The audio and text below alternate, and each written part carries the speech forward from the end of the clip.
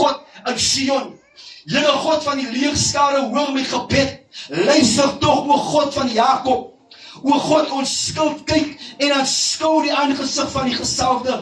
Want 'n dag in die voorhowe is beter as 1000.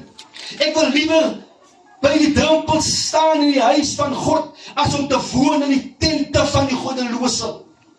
Want die Here God is 'n son en is 'n skild. Die Here sal genade en eer gee.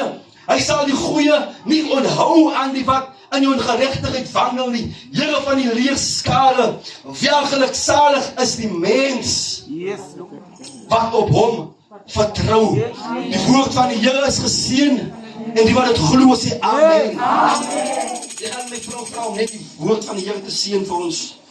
Amen, hallelujah, amen. Father, we bless you, we honor you. We give you all the praise and all the glory this morning, because you are worthy, Father, in our midst, Father. You are all-knowing and all-powerful, Father God, and thank you that you surround us with your love, that you surround us with your understanding and your mercy this morning, Father. Father, we pray that you would bless your servant this morning, Father.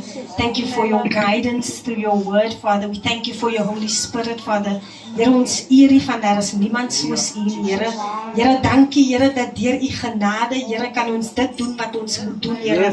Here, waarvoor ons geroep is vanoggend, Here. Here, waarvoor u ons uitverkies het vanoggend, Here. Here, en ek kom bid, Here, dat u vanoggend se woord sal kom seën, Here. Here, ons bid, Here, dat u, Here, die wissel, Here, wat u gebruik vanoggend sal seën, Here. Here, dankie vir die harte, Here, wat dit vanoggend gaan ontvang, Here Jesus. Here, dankie vir die gedagtes wat dit gaan ontvang vanoggend, Here.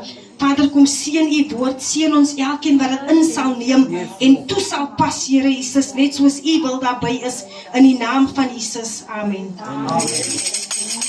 Amen, halleluja. Glory to Jesus. Nou voel ek baie gerus. Ek voel nou baie gerelax. Amen.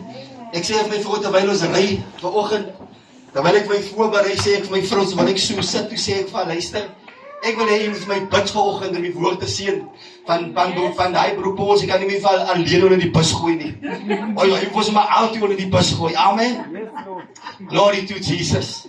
Prys die naam van die Here, maar ek wil vir julle vanoggend bemoedig uit Psalm 84.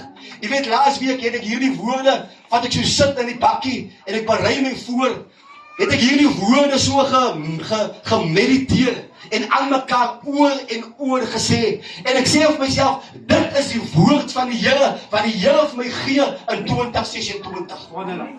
Luister man, 2025 het die Here ons gedra, maar 2026 gaan die Here 'n nuwe ding doen.